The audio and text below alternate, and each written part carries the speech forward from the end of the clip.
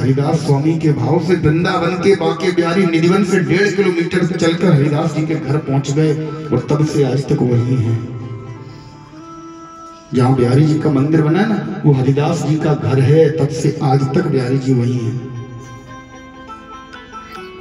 हरिदास स्वामी ने एक काम किया, मंदिर के बाहर एक चौकीदार लगा दिया। रात को 8 बजे के बाद कोई मंदिर में प्रवेश ना कर पाए। पहले मंदिर ऐसा नहीं बना था।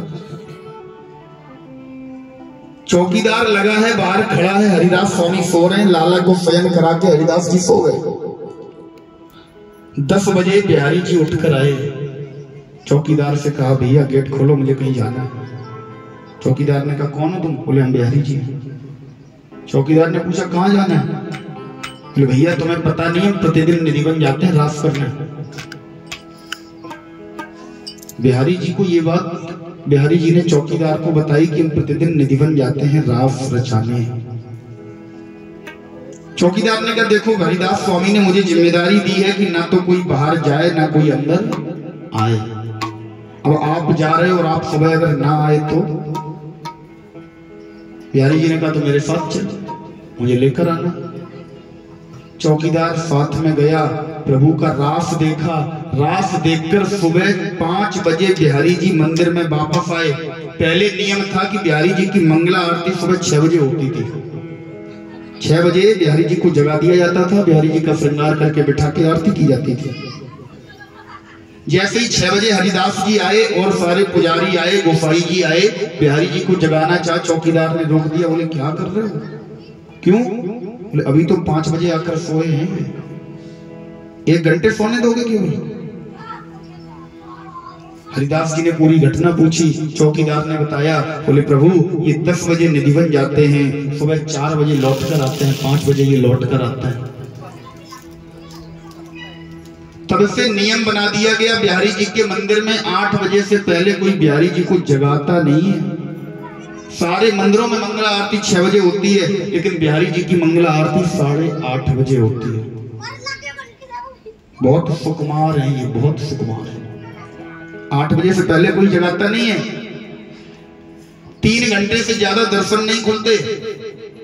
3 घंटे एक बार सीधे बिहारी जी खड़े होकर सबको दर्शन दे दिए, मंदिर के पट बंद। और 3 घंटे बाद कम से कम 1 घंटे का इन्हें आराम चाहिए, 1 घंटे ये लेटाए जाएंगे। इतने सुकुमार हैं। सुबह जब जगाने जाते हैं ना हमारे गोसाई जी, आज भी नियम है, जिस प्रकार से यशोदा मैया जगाती थी, हाथ में कटोरी में एक दूध लेकर जाती थी, सुंदर मीठा दूध, लाला को पिलाती थी, तब लाला जागते थे। पहले दूध पीते थे, उसके बाद तब 10 बजे 11 बजे हमारा ठाकुर जागता था। वही नियम आज भी चल रहा है। आज भी बिहारी जी को पहले दूध पिलाया जाता है, उसके बाद जगाया जाता है। हम लोगों ने रिश्ता बना लिया, बिहारी जी को घर तो ले आए बिहारी जी को, लेकिन सुबह ही 4 बजे जगा दिया सर्दी में। बहुत सुकुमार है ये। माधव दास जी जगन्नाथ स्वामी के अनन्य सेवक हैं। एक बार माधव दास जी ने विचार किया चलो वृंदावन चलते हैं, बिहारी जी के दर्शन करके आए। अंतर दोनों में नहीं है, जो बिहारी जी हैं वही जगन्नाथ स्वामी हैं। लेकिन भाव देखिए महाराज, जगन्नाथ स्वामी आए वृंदावन, बिहारी जी के दर्शन करने जा रहे थे, तब तक मन में विचार आया कि पहले यमुना जी में स्नान कर लें। यमुना जी में स्नान किया। यमुना जी में स्नान करके जा ही रहे थे तो किसी ने बता दिया कि भैया अभी मत जाओ, अभी बिहारी जी को राजभोग लग रहा है। ये बिहारी जी के राजभोग का समय है, तो आपको खड़ा रहना पड़ेगा, राजभोग लग जाए, राजभोग बिहारी जी पालें, उसके बाद जाना। माधवदास जी ने सोचा बिहारी जी राजभोग पा रहे तो हम भी कुछ भोग पा लें। जगन्नाथपुरी से कुछ चने साथ में लेकर आए थे। तुरंत चनों की पोटली निकाली, हाथ में लिया, प्रभु को भोग लगाया, मन से भोग लगाया। बोले प्रभु हमारे चने स्वीकार करो, और स्वयं पाने लगे। माधव दास जी ने चने को पाया, पानी पिया, काफी देर बैठे रहे। बहुत समय हो गया, लगभग 2-2.5 घंटे बिता दिए। 2-2.5 घंटे बाद जिस समय बिहारी जी के मंदिर में गए, देखा अभी भी कपाट बंद हैं। लोगों से पूछा भैया कपाट क्यों बंद है? बोले आज लाला राजभोग नहीं खा रहा है। क्यों नहीं खा रहा? गोसाइयों ने तुरंत हरिदास स्वामी को बताया, बोले स्वामी जी आपका लाला आज राजभोग नहीं पा रहा है। हरिदास स्वामी गए अंदर लाला के पास, बोले लाला कहा बात है गई, आज तू राजभोग नहीं ग्रहण कर रहा? लाला बोला रोते हुए, हमारे बिहारी जी बोले गोसाई जी से, हरिदास जी से, बोले बाबा तुम राजभोग पवा रहे हो, वो जगन्नाथपुरी से हमारा भक्त माधव दास आया, उसने मुझे रूखे चने पवा दिए, गले में फंसे पड़े हैं, राजभोग पाए कैसे? हरिदास स्वामी गुस्से में बाहर निकले, माधव दास को बुलाया, बोले माधव इधर आओ, तुम क्या समझते हो ये तुम्हारे जगन्नाथ स्वामी है? तो कुछ भी उल्टा सीधा खिला दोगे ये खा जाएंगे, हजम कर जाएंगे। ये हमारे वृंदावन के बिहारी हैं, इन्हें हम प्राणों से ज्यादा प्रेम करके, प्राणों से ज्यादा सुकुमार तरीके से इन्हें पाला है। ये तुम्हारे जगन्नाथ स्वामी नहीं है कि तुम चना वना कुछ भी खिला दो ये खा जाएंगे। ऐसा भाव है गोसाइयों का, ऐसा भाव है वृंदावन में संतों का। आज भी हमारे ठाकुर वृंदावन में बात करते हैं, और वृंदावन के जितने भी ठाकुर है ना, राधा वल्लभ लाल जी, राधा रमण लाल जी, रास बिहारी लाल जी, ये एक भी विग्रह बनाया नहीं गया, सारे विग्रह प्रकट हुए हैं, एक भी विग्रह बनाया नहीं गया हमारे यहाँ। महाराज परब्रजकाचार्य परमहंस श्री सुखदेव जी महाराज परीक्षित जी को कथा सुना रहे हैं। बोले प्रभु गोकुल में जिस समय लाला का अवतार हुआ, लाला का जन्म हुआ, नंद बाबा ने, जैसे नंद बाबा को पता चला कि हमारे यहाँ लाला का जन्म हुआ है, नंद बाबा ने सारे भंडार खोल दिए, सबको बुलाया, सबको जहां जहां दूर दूर तक जहां भी सूचना पहुंच पाई सबको बुलाया, सारे ब्राह्मणों को बुलाया, सबसे वाचन करवाया। और वो स्वामी बाबा बड़ा सुंदर भाव लिखते हैं कि महाराज आज बाबा ने दान बांटना प्रारंभ किया। किस प्रकार से? सर्वस दाना दीन सबका हो, जही पावारा खा नहीं ताहो।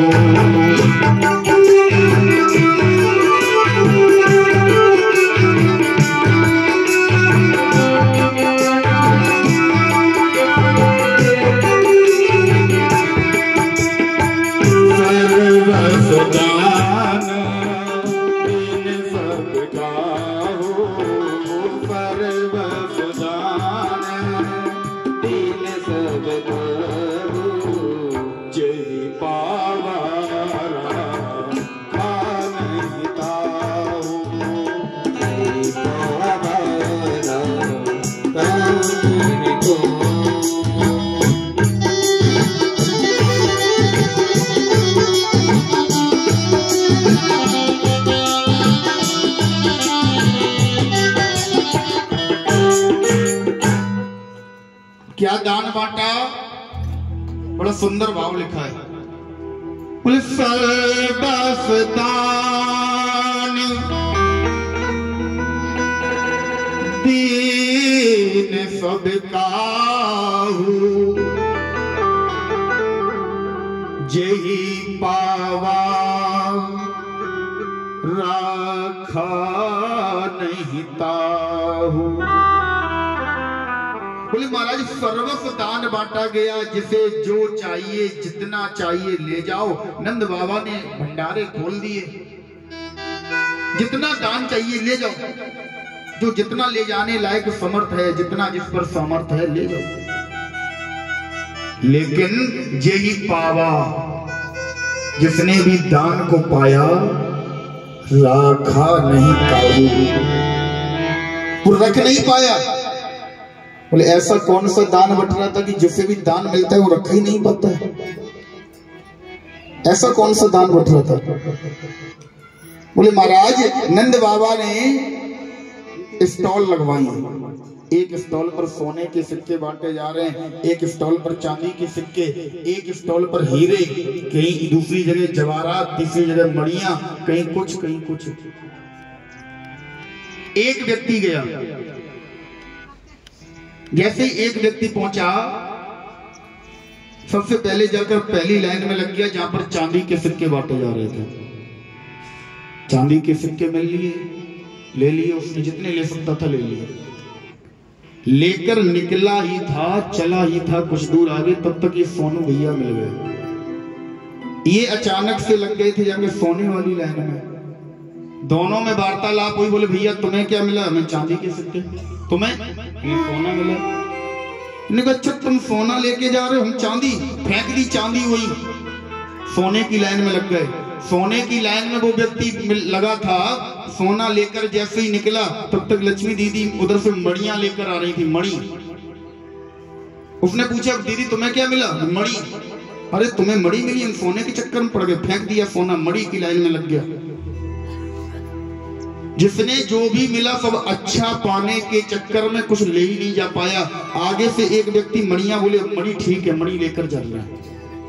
मणि लेकर निकला ही था, जैसे ही निकला तो क्या देखा? नंद बाबा के आंगन से आवाज आ रही है। क्या आवाज आ रही है? कि नंद घर आनंद भयो, जय कन्हैया लाल की। नंद घर आनंद भयो, जय कन्हैया लाल की। नंद घर आनंद भयो, जय कन्हैया लाल की। नंद घर आनंद भयो, जय कन्हैया लाल की। जय कन्हैया लाल की, जय कन्हैया लाल की। जय कन्हैया लाल की, जय कन्हैया लाल की। जय कन्हैया लाल की, जय कन्हैया लाल की। जय कन्हैया लाल की, जय कन्हैया लाल की। नंद घर आनंद भयो, जय कन्हैया लाल की। नंद घर आनंद भयो, जय कन्हैया लाल की। जय हो सभी भाव से ताली लगाई, जय श्री राधे।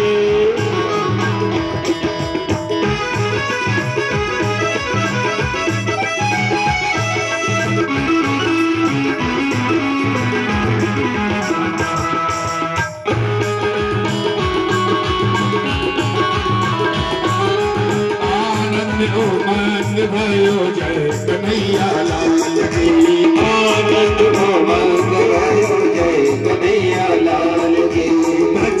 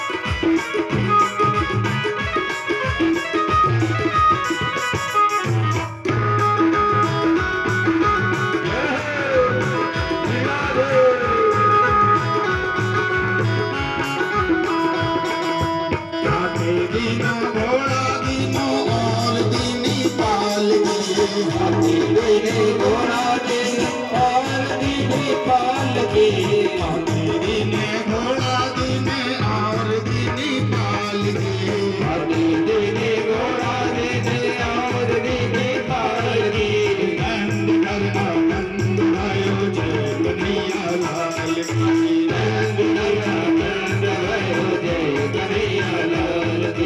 ब्रज में आनंद भयो, जय कन्हैया लाल की। ब्रज में आनंद भयो, जय कन्हैया लाल की।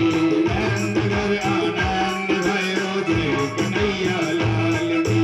नंद घर आनंद भयो, जय कन्हैया लाल की।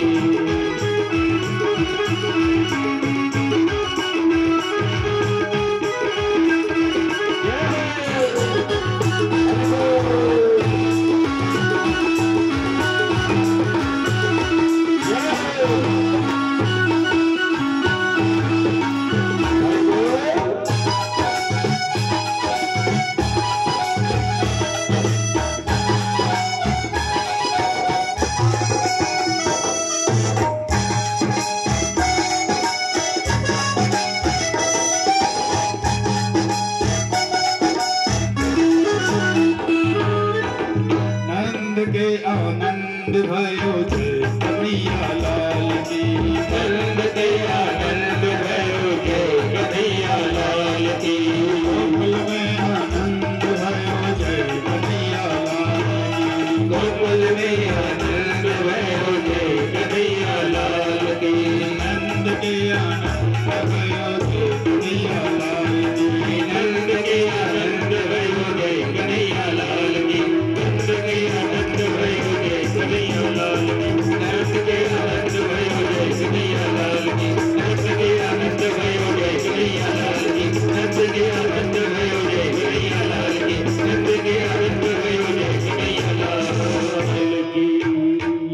महाराज जैसे ही वो व्यक्ति कोई अपने हाथ में हीरे लिए है, कोई जवाहरात लिए है, कोई मोती लिए है, कोई मणियां, कोई माणिक, कोई मूंगा, जैसे ही वो व्यक्ति नंद बाबा के दरवाजे से निकला, अंदर से आवाज आ रही है, नंद घर आनंद भयो। व्यक्ति ने विचार किया, बोले कौन सा आनंद हुआ, कौन सा आनंद लुटाया जा रहा है।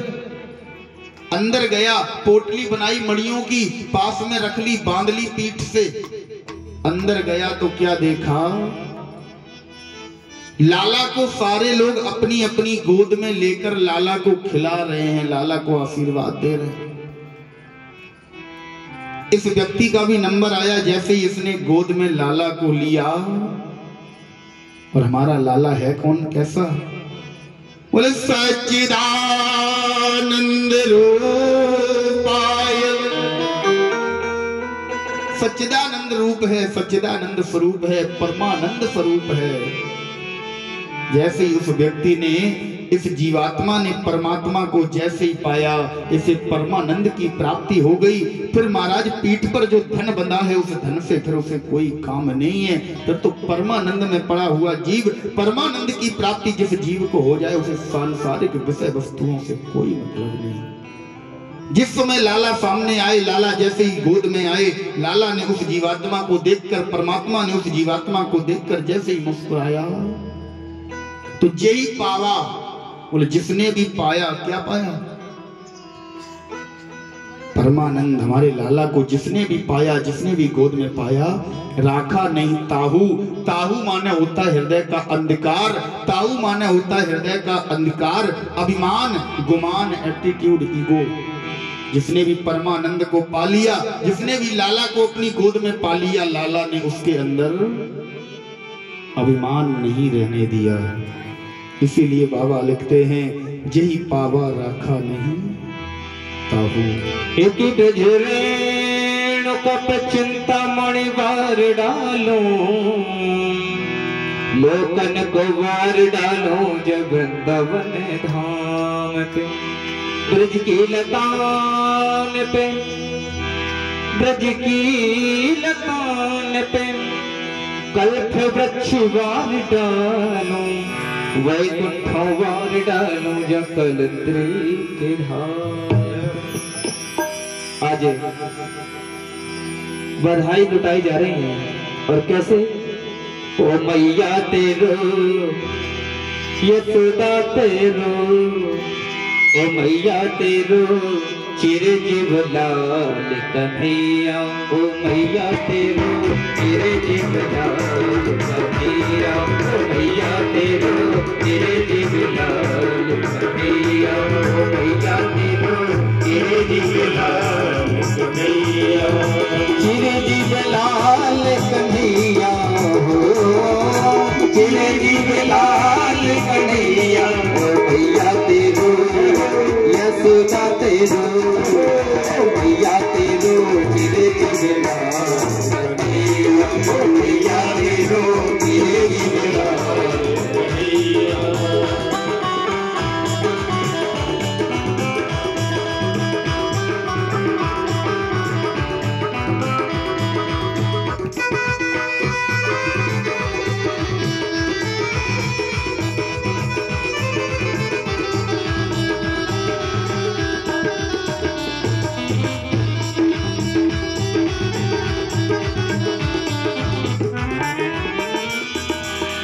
तीन लोक को करता धरता, तीन लोक को करता धरता, तीन लोक को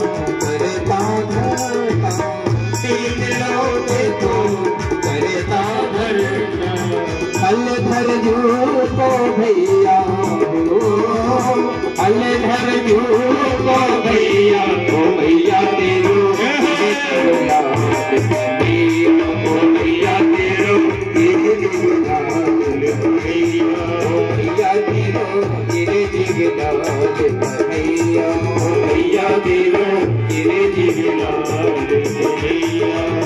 रतन जड़ते पल नामे पौड़े रतन जड़ते पल नामे पौड़े रतन जड़ते पल नामे पौड़े रतन जड़ते नामे पौड़े रतन जड़ते पल नामे पौड़े रतन जड़ते पल नामे पौड़े भूलत कुंवर कन्हैया भूलत कुंवर कन्हैया ओ भैया तेरे दीवना भैया ओ भैया तेरो तेरे दीवना भैया ओ भैया तेरो तेरे दीवना भैया ओ भैया तेरो तेरे दीवना भैया ओ भैया तेरो तेरे दीवना भैया ओ भैया तेरो तेरे दीवना भैया भैया तेरो तेरे दीवना भैया ओ भैया तेरो तेरे दीवना भैया बोले वृंदावन बिहारी लाल की जय जय जय श्री राधे। महाराज सारी सखियां साथ में झुंड बना बना कर आ रही हैं। जिसे भी खबर लगती है यशोदा लाय जायो लालना, जिसे भी खबर लगती है यशोदा मैया ने एक सुंदर लाला को जन्म दिया है। इतना सुंदर है जिसकी मधुर मुस्कान पर हजारों कामदेव की रतियां कुर्बान हो जाएं, ऐसा सुंदर लाला है। सब दौड़ दौड़ कर आने लगे, सब दौड़ दौड़ कर सब हाथ उठा उठा कर लाला को आशीर्वाद दे रहे हैं। मैया तेरा लाला चिरकाल तक, जब तक सूरज चांद रहे तब तक तेरा लाला फले फूले। सब लाला को आशीर्वाद दे रहे हैं। इधर मथुरा में कंस व्याकुल है हृदय में, क्योंकि जो बालिका को लेकर नंद बाबा आए थे उस बालिका को जिस समय कंस मार रहा था वो बालिका हाथ से छूट गई। जयंती मंगला काली भद्र काली कपालिनी दुर्गा क्षमा शिवा धात्री स्वाहा सुधा नमोस्तुते। वो बालिका हाथ से छूटकर आकाश मंडल में अष्टभुजी स्वरूप धारण करके बोली, कंस तू मुझे क्या मारना चाह रहा है? तुझे मारने वाला गोकुल में पलने लगा है। आज कंस ने आपातकालीन बैठक बुलाई। अपने जितने भी विश्वास पात्र मंत्री थे, विश्वास पात्र राक्षस थे, दैत्य थे, राक्षसियां थी, सबको बुलाया। सबको बुलाया और सबको बुलाकर एक आदेश दे दिया, बोले तुम सभी एक एक झुंड बनाकर गोकुल जाओ। और गोकुल में जाकर करना क्या है? बोले तो 4 रोज का जो बालक गोकुल में तुमको मिलने पाए, हे मंत्री गण राक्षसों सुनो, जीवित ना गो बचने पाए। सारे मंत्रियों को राक्षसों को बुलाकर आदेश दे दिया, बोले गोकुल में जाओ और गोकुल में जाकर 2, 4, 6 दिन का जो भी बालक हो काटो मारो खाओ फेंको, भालों से छेद घुमा डालो, कुछ भी करो, चाहे तुम उन बालकों को खाओ या कहीं फेंकाओ, काट डालो, मार डालो, कुछ भी करो, लेकिन 2, 4, 6, 10 दिन का जो भी नवजात बालक हो गोकुल के प्रत्येक घर में जाकर पता करो, जहां भी मिले मार डालो। उसी सभा में एक राक्षसी बैठी है जिसके कम से कम 6-6 इंच लंबे दांत हैं। शूर्पणखा की बहन समझ लो। अच्छा, शूर्पणखा की बात आई तो शूर्पणखा किसे कहते हैं जानते हैं आप लोग? हिंदी सबने पढ़ी होगी। शूर्पणखा, नखा माने क्या होता है? नाखून। और आजकल फैशन के चक्कर में हमारी माताएं खूब शूर्पणखा बन रही हैं। हाँ, जानकी मैया की ये पहचान थी। जानकी मैया ने नाखून कटवाए थे, बाल बढ़ाए थे। लेकिन भला हो ब्यूटी पार्लर वालों का। हा? आज के समय में हमारी बहनें, हमारी माताएं बाल कटवा रही हैं और फिर सोचती हैं हमारे पतिदेव राम बन जाएं। तुम बन रही हो शूर्पणखा। नाखून बढ़ा के तुम बाल कटवा के शूर्पणखा बन रही हो, पति से उम्मीद कर रही हो राम बन जाए। तुम जानकी बनो, पति अपने आप राम बन जाएगा। इसके बड़े बड़े दांत हैं, बड़े बड़े नाखून हैं महाराज। पूरा चेहरा, पूरा बदन इसका भयंकर कोयले की तरह काला है। उठकर खड़ी हुई, बोली कंस, मुझे छोटे छोटे बच्चों को मारने में बड़ा आनंद आता है, बहुत आनंद आता है। कंस, पूरे गोकुल की जिम्मेदारी मेरी है, किसी को पता भी नहीं चलेगा और सारे बच्चों को मैं तुम्हारे रास्ते से हटा दूंगी। बोली कैसे? कंस बोला कैसे? ये बोली मैं सारे बच्चों को खिलाने के बहाने जाऊंगी अपने स्तनों पर, महाराज कालकूट नाम का जहर लगाकर बच्चों को दुग्धपान कराऊंगी। जो भी बच्चा पिएगा तुरंत मर जाएगा। कंस ने कहा ये आइडिया अच्छा है, किसी को पता भी नहीं चलेगा और जहर से बच्चा भी मर जाएगा। आज ये तुरंत भागकर ब्यूटी पार्लर गई। जैसे इसे ऑर्डर मिला कि नहीं अब तुम जाओगी बच्चों को मारने, ब्यूटी पार्लर गई, अपने 6-6 इंच के दांतों को कटवाया, घिसवाया। पार्लर में एक पेंट आता है जिसे शायद फाउंडेशन कहते हैं। हाँ हाँ हाँ, उस पेंट को चेहरे पर पुतवाया। घंटों ब्रशिंग हुई चेहरे पर, लेकिन फिर भी चेहरा जब उसने देखा फिर भी काला। मन में सोचा घूंघट डाल लेंगे, घूंघट। अच्छा, घूंघट की एक बात और आपको बताएं, ये घूंघट जो है ना हमारे हिंदू धर्म का नहीं है। मतलब घूंघट हमारे हिंदू धर्म की प्रथा नहीं है। हमारे हिंदू धर्म में देखा देखी में, क्योंकि हमने कल भी बताया था, हम भारतीय जितना देखा देखी करते हैं ना, इतनी कोई भी नहीं करता। अंग्रेजों को 1 जनवरी को नव वर्ष मनाते देख लिया, हम भी मनाने लगे। हमारा नव वर्ष अंग्रेज मूर्ख दिवस के रूप में मनाते हैं, हम भी मनाने लगे, अपने नव वर्ष को मूर्ख दिवस बना दिया। हमें वस्तु की किसी भी कार्यक्रम की तय तक नहीं जाना कि इसका मतलब क्या है। अभी 25 दिसंबर की तैयारियां ज्यादातर घरों में चल रही होंगी, क्रिसमस की। अब यहाँ गांव है, यहाँ नहीं भले ही ना चले, लेकिन आप शहर में जाकर देखिए, उससे मतलब नहीं है कि इसका अर्थ क्या है, बस मनाना है। ईसा मसीह का जन्म दिवस है, हम ईसाई थोड़ी ना, हम हिंदू हैं। ये घूंघट की प्रथा अपने भारत की सनातन धर्म की नहीं है। जानकी मैया की कथा आप लोगों ने सुनी होगी। जानकी मैया से आदर्श महिला आज तक सनातन धर्म में नहीं हुई। जानकी मैया की किसी भी कथा में जानकी मैया दशरथ जी के सामने घूंघट डाल के आई। अपनी प्रथा है केवल सर तक सर ढका होना चाहिए। एक पतिव्रता स्त्री को चाहिए उसका सर कभी खुला ना हो, बाल कभी खुले ना हो, खुले बालों से घर के बाहर ना निकले।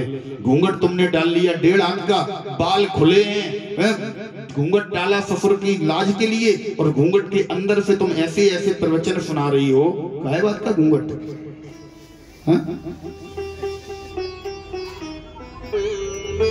लज्जा आंखों में होनी चाहिए, लज्जा तुम्हारे बर्ताव में होनी चाहिए। घूंघट तुमने 1.5 हाथ का डाल लिया। और महाराज लड़ाई में तुम बिल्कुल भी पीछे नहीं हो। ससुर बेचारे मुंह बंद करके बैठ जाते हैं, बहू तुम ही बोलो,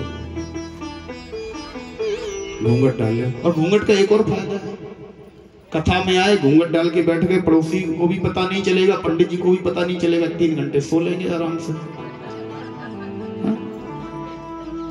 फायदा है ना घूंघट का, क्योंकि कथा में नींद बहुत अच्छी आती है।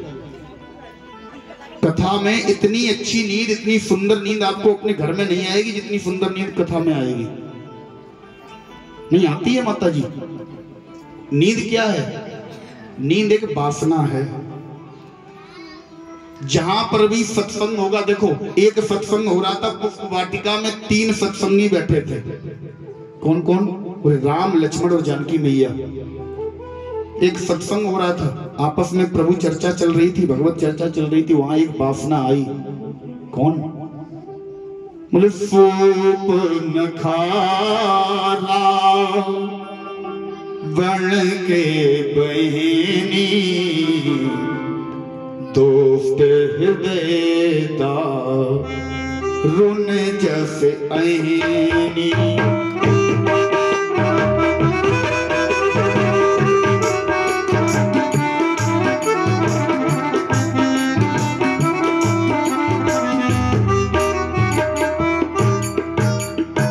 कौन आया?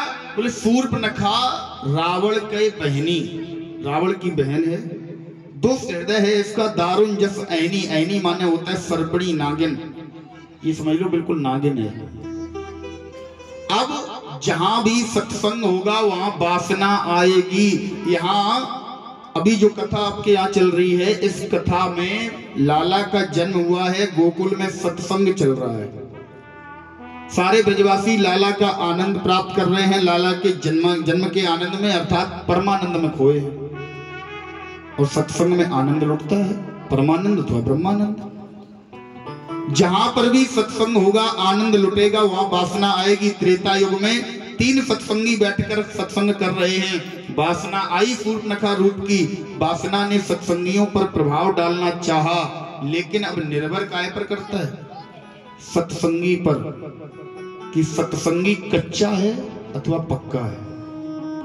राम, लक्ष्मण, जानकी तीनों पक्के सत्संगी हैं। अगर कच्चे होते तो सूर्पनखा रूपी वासना उन पर हावी हो जाती। पक्के सत्संगी थे तो नाक कान कटवा के चली गई। यहां वासना आई है, अविद्या है। ये पूतना 14 जगहों पर निवास करती है। 5 ज्ञानेंद्रियां, 5 कर्मेंद्रियां, मन, बुद्धि, चित्त और अहंकार 14 जगहों पर निवास करती है। लाला का जन्म हुआ अष्टमी को, ठीक 6 दिन बाद पूतना आ गई चतुर्दशी को। ठीक 6 दिन बाद, अष्टमी के 6 दिन बाद चतुर्दशी पड़ती है ना। चतुर्दशी को क्यों आई? बोले चतुर्दशी को इसलिए आई क्योंकि ये अविद्या है और इसका निवास 14 जगहों पर है। तो 14 की ही तिथि को आई है। अब निर्भर आप पर करता है। यहां लाला और ब्रजवासी कच्चे सत्संगी नहीं है, इसलिए पूतना अपना नाश करा के जाएगी। आप कथा में बैठे, सत्संग चल रहा है, अगर आप कच्चे सत्संगी हैं तो कोई बता भी नहीं सकता, आप पूरे 4 घंटे सो कर जाएंगे। एक व्यक्ति बोला महाराज, एक व्यक्ति हमारे पास आया, बोले महाराज हम कथा में जाते हैं, बैठते हैं, तुरंत नींद आ जाती है। और नौटंकी देखने जाए, सीरियल चल रहा हो, थिएटर में मूवी देखने जाए, कभी नींद नहीं आती। हमने कहा एक बात ये बताओ, कहीं पत्थर पड़े हो वहां तुम्हें नींद आएगी या कहीं गद्दे बिछे हो वहां नींद आएगी? बोले जहां गद्दे बिछे हो वहां नींद आएगी। तो हमने कहा हमारी कथा मखमल का वो गद्दा है जिस पर बैठने वाला, अब तुम्हें आराम मिल गया तो अब तुम्हारे ऊपर निर्भर करता है कि तुम सोओगे या जगोगे। और जो तुम दुनिया के ये थिएटर, मूवी, सीरियल, नौटंकी देखते हो, ये सब पत्थर हैं। पत्थरों में नींद किसी को नहीं आती।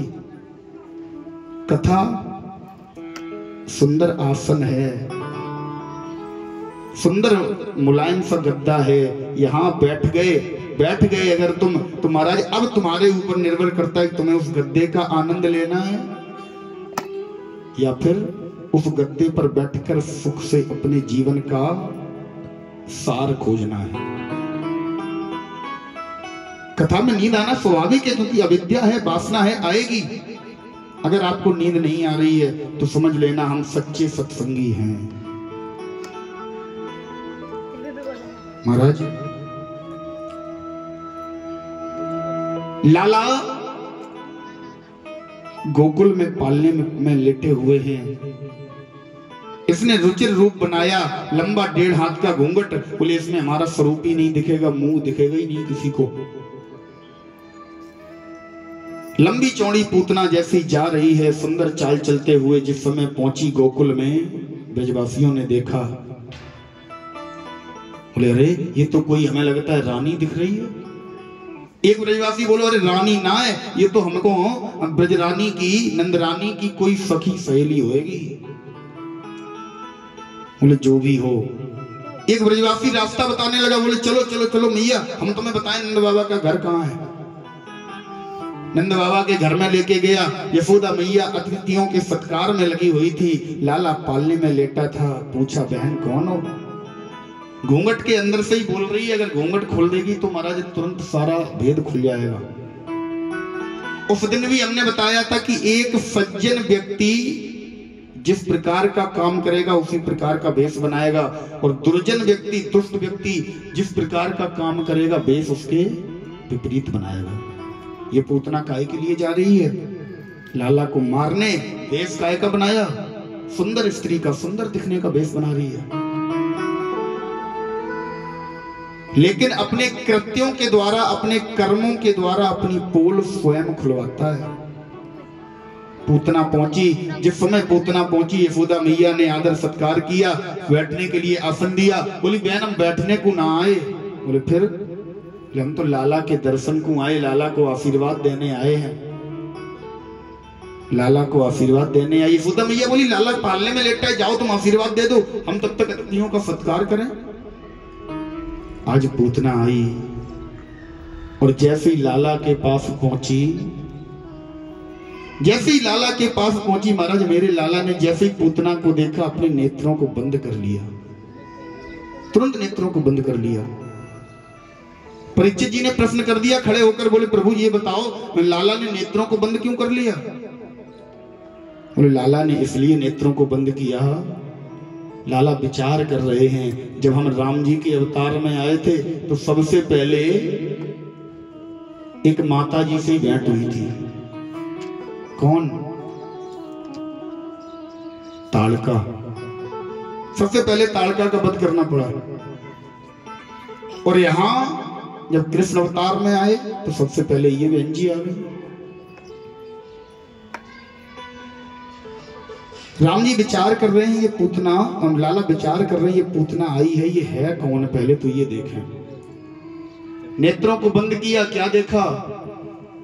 और जिस समय हम राजा बलि के दरवाजे पर गए थे, जिस समय राजा बलि के दरवाजे पर हम पहुंचे, छोटा सा बामन का स्वरूप बनाकर, उस समय बलि की एक कन्या है जिसका नाम है रत्नमाला।